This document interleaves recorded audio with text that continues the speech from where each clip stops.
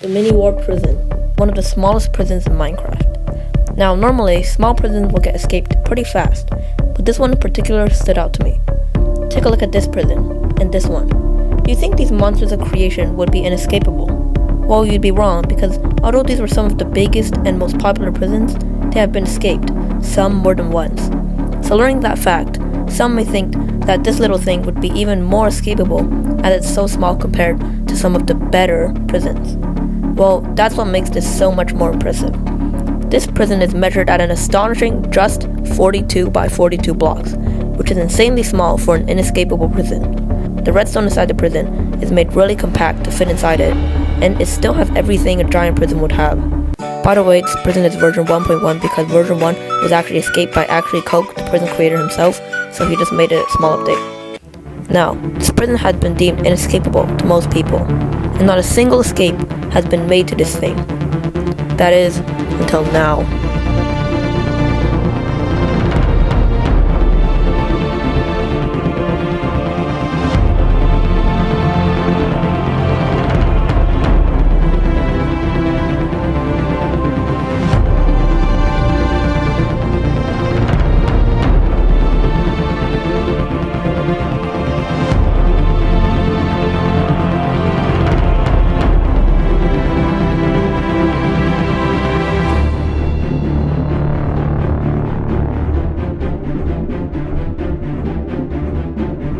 Just like any other prison now, this one has a handbook.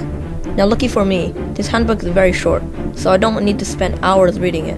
When the prisoner enters the prison, there will be 3 guards active. One at the X-ray station located in the guard room, watching the prisoner. One standing on the auto-panic pressure plate, so the suicide will go off if the guards get banned. And one guard standing here at the portal ban. When it's time to enter the prisoner goes in through the front entrance portal, and when they're in the nether, the guard at the portal ban will step on this pressure plate. This is going to ban the area where the inside portal is, so when the prisoner enters the prison, they will immediately get banned.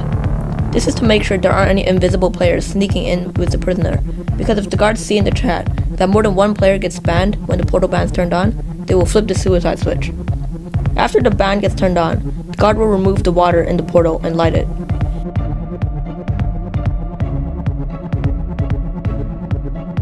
The prisoner goes back through the portal in the nether to go into the prison and they get banned.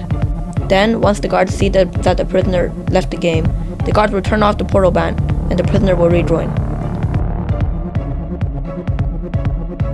Now the guard breaks the portal with water, opens this tunnel for the prisoner to swim through, the prisoner sleeps in this bed, dies in the lava, and respawns in the cell. This cell is really simple.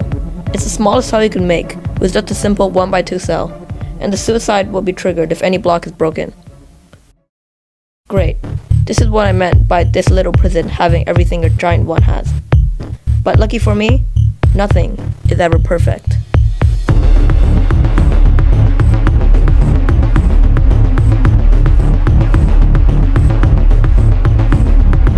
For this escape, I'm going to be breaking a prisoner out of the prison. Since this world is set to always night, I'm going to assume that they will be taking the prisoner in at nighttime.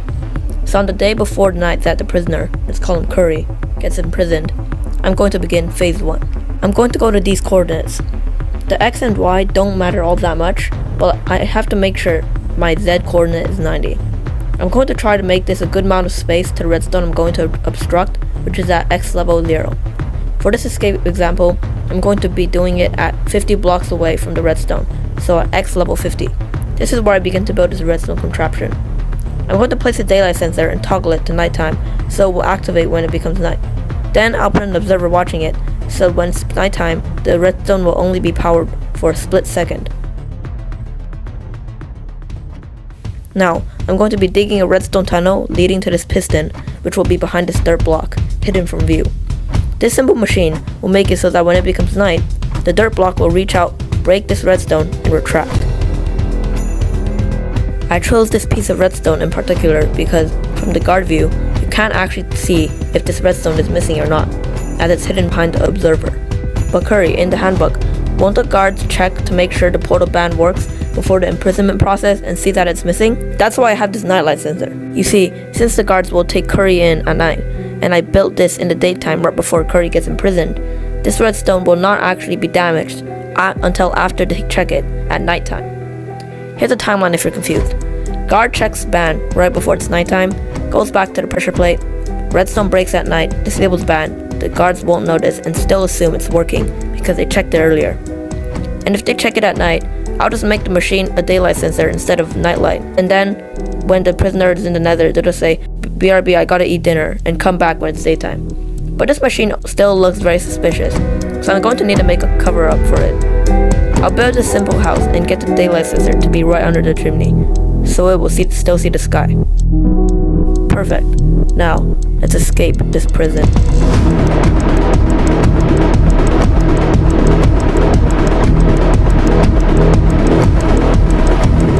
This is where the action begins.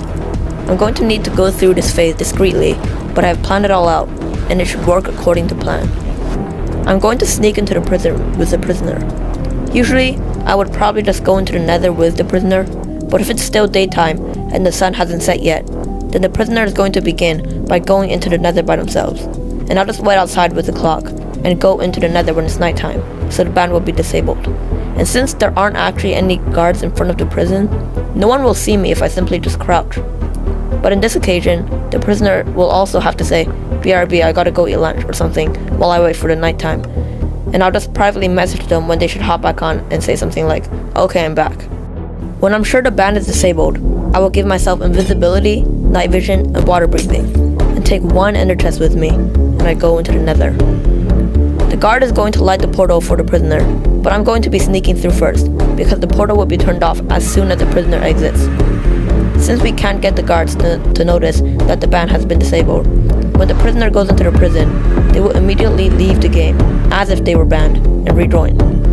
After that, when the portal gets filled with water, I'm going to stay in the portal area, in the water, as the water makes it a bit harder to see my effect particles, even though it's already very difficult to see them, as this prison is very dark, with close to zero light sources. I could even leave the game to prevent them from seeing the particles, and they won't flip the suicide switch, since according to the handbook, they only flip it if the ban is enabled, and in this case, I didn't leave while the ban was enabled, so I'm probably just another player in the server who decides to hop off. This will probably be the more convenient option, as it also prevents my potion effects from running out. While I wait, the prisoner is going to go through the death check really cooperatively and respawn in the cell. Then I will rejoin after the prisoner tells me privately that the guards have logged off, since according to Actuallycoke, the creator of this prison, the guards are never online unless they need to do something, so they will probably log off pretty fast. Once the prisoner tells me that the guards are gone, I will rejoin the game and begin to make my move.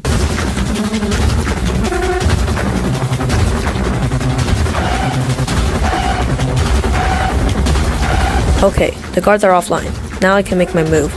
I'm going to place down my ender chest and take out the pickaxe and dirt. I'm going to destroy this water by placing dirt on the source block, which will make it way easier / faster to mine blocks. Now I break the dirt and the ender chest, which I will then collect because of my silk touch. Then I take the bucket from the dispenser, break this netherite block which leads to the visitor bed, break this piston, and collect the water behind it, conveniently placed for me. Now, I go back to the portal and break the first netherite block of the prisoner tunnel, break the piston under it, break this target block, and place water here. This is going to destroy all the redstone, lowering the entire prisoner tunnel.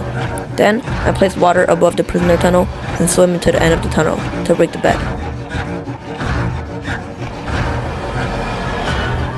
Then, I swim back out, and I go into this little space in front of the visitor bed.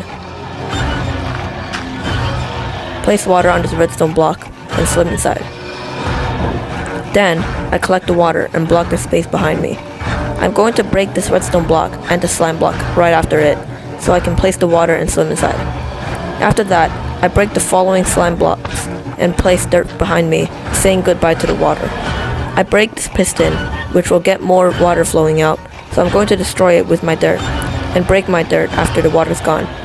I break these blocks until I get to the end of the tunnel, which I will be conducting my hardest part of the escape yet. You might be confused why I'm trapping myself in this little box. Well, I've already gotten rid of the prisoner's bed. That was the easy part. The prisoner isn't going to be able to kill themselves in the cell because of how Actuallycoke designed it. This means I'm going to have to get into the cell and kill the prisoner myself. I'm going to jump and place this inner chest under me. Then, I'm going to grab some harming potions, enchanted apples, some pearls, and milk. Killing the prisoner will be easy, but the slight problem is getting into the cell. I dug my way all the way to the end of this redstone line because it was the closest to the cell. But still, my current position is still not that close to the cell. If the cell was right in front of me, I could easily just pearl glitch forward. But in this occasion, the cell is in front, to the right, and up to where I am right now. This means I'm going to have to be very precise with my pearl glitching.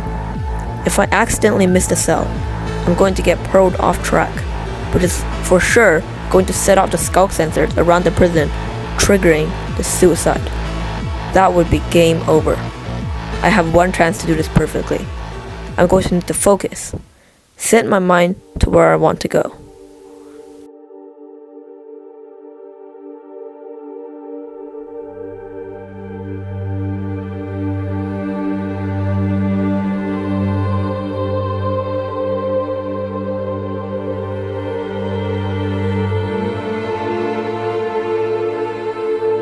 Great, I got into the cell. Now I just have to clear my effects with milk and begin to splash the harming potions.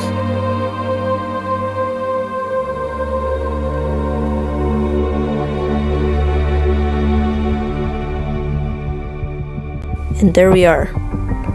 I finally got out of that wretched place, along with the prisoner. Not a single noise detected, and not a single ban triggered.